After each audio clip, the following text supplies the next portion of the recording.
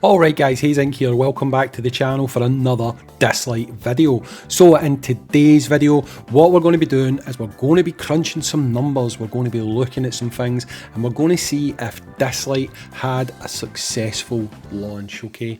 Now, obviously gachas live and die by their player base, they live and die by the profits that they make, and if they are successful, they go on and they have a long, prosperous lifespan. Now, as fans of this game, we all want to see it thriving. And one of the most important things about new gacha games is how did it launch? Did it do well? Did it capture player appeal? Well, we're going to take a look at that today because we do have the Sensor Tower numbers for this title. So we're going to jump over, going to look at Sensor Tower, and then we're going to look at how Dislyte compares in its first month versus some of your other top gacha titles, okay? So I'm just going to jump over just now and show you some figures from Sensor Tower. So first up, we're going to have a look at how it performed on iOS. Now bear in mind, this is the stats for May, okay? And this means that this only really includes 2 weeks because the game only realistically launched 2 weeks before the end of the month, okay? That's when it saw a surge in players, that's when it saw a surge in spending. So you could potentially look at this and think, would it have been doubled if it was a full month? But it's a snapshot of 2 weeks, and you can see how strongly the game has actually performed right out the gate, okay? So on iOS alone, there was 2 million downloads of the game after launch, which is fairly substantial. It means quite a lot of players did actually pick the game up, and the game managed to generate 8 million in revenue, which means there's a lot of whales playing the game, or a lot of casual spenders have decided to put some money into the title. So from a kind of standpoint on iOS, I think the game has had a fairly successful launch. It's done really well for a new game that's not tied to any specific IP. I feel like 8 million is actually a fantastic start to this title, and it also carries over if we look at it on Android, okay? If you look at Android, you'll see that there is a lot more downloads, which makes sense because there is more Android devices in the world. But if you look at the revenue, it's 6 million. Now people might think, well, wait a minute, it's only 6 million spent on Android. That is pretty common, to be honest. For some reason, iOS games do better. It's the same with everything, Dokkan Battle, Genshin. There's a higher spend amount on iOS than there is on Android, so I wouldn't look too much into that. But if we look at the combined totals, it means that we've got 14 million in revenue that Lilith have made with Dislyte, and if we look at players, it's had 5 million downloads combined across both devices. Now, obviously, that 5 million will be slightly skewed because you do get people who download multiple instances, and they'll maybe have like 4 emulators running at the same time trying to get like the perfect reroll account. So 5 million downloads doesn't necessarily mean there was 5 million unique people playing the game, but you could still easily say that you'd probably have at least 4.5 million, because I doubt very much that over 1 million people constantly re-rolled on multiple instances with regards to their emulators.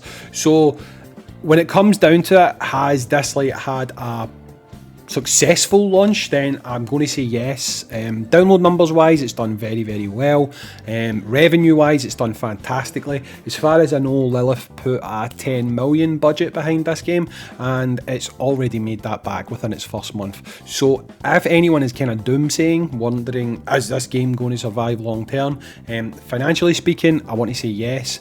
If we go and look at some other games now, these games obviously do not have the hype of being a brand new title, but they are extremely popular gacha games. It will give you a kind of gauge for where the game's going to sit, and what we can do is we can come back next month, we can look at it again, and we can basically see, is the game growing or is it starting to drop back off a little bit.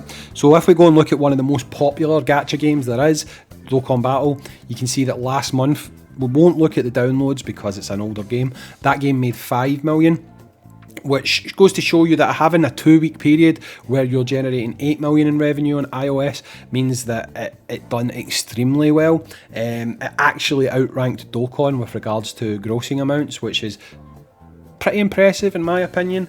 It must have got quite high up the top grossing, to be honest. Now if we go and look at another one, you will see that this one kind of dwarfs it, but we'll talk about that a little bit. So Genshin Impact is probably the top grossing game on iOS, and it made 21 million. Now if we just run on the assumption that for a full month the spending habits would have continued with Dislyte, Dislyte could have potentially, if it had tracked at the same rate, brought in 16 million, having a full month. And if you compare that to Genshin, which has got 21 million in revenue, you can actually see how impressive the numbers that Dislyte managed to pull, they actually are, you know, because it is a crowded marketplace. There's new games popping up all the time, and for this game to grab people's attention in such a way that people want to invest in it, they want to spend, shows you that Lilith have done something right with regards to the marketing. And to be honest, I do think it means that the game is off to very, very strong footing. What we need to happen from here is to build on that. So hopefully with the advertising campaigns and stuff like that the game is running, we're going to see a lot more players coming into the game. Now, the big thing we need to do, or they need to do, is keep those players playing the game. And we all know that things like the pity system, things like giving you maybe a guaranteed epic every 10 pull, or making shimmer records be guaranteed, they are the type of things that's going to make people far more likely to continue playing the title.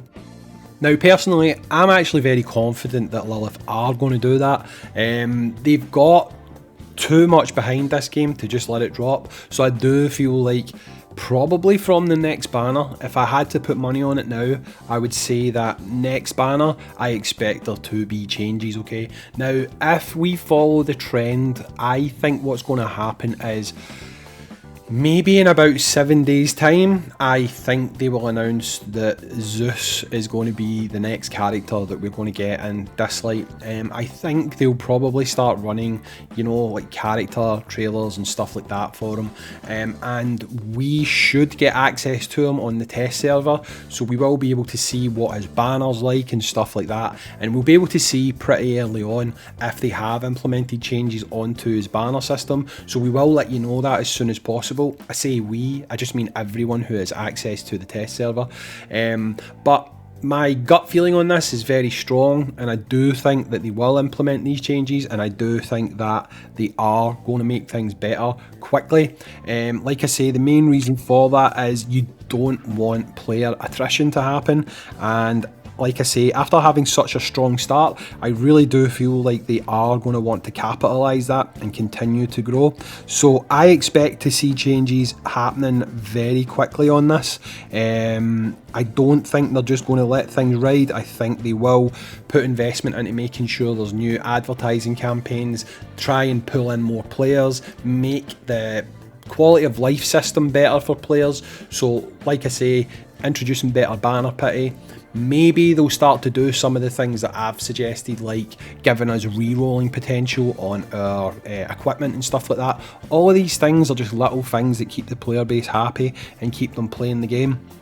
But Dislyte has got off to a strong start, which if you are someone who enjoys the game, you should be happy about, because if these games make money, they're going to continue to put out content for them, and they're going to continue to let the game live on.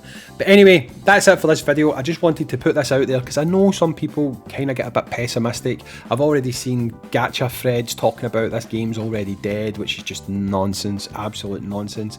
But as you can see, it's doing well.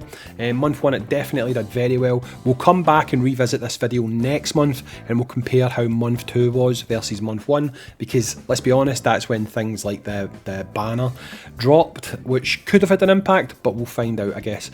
But anyway, I'm Hayzink, thanks for watching. I'll catch you all on the next Dislyte video, dudes. Peace out, and I'll see you later. Bye.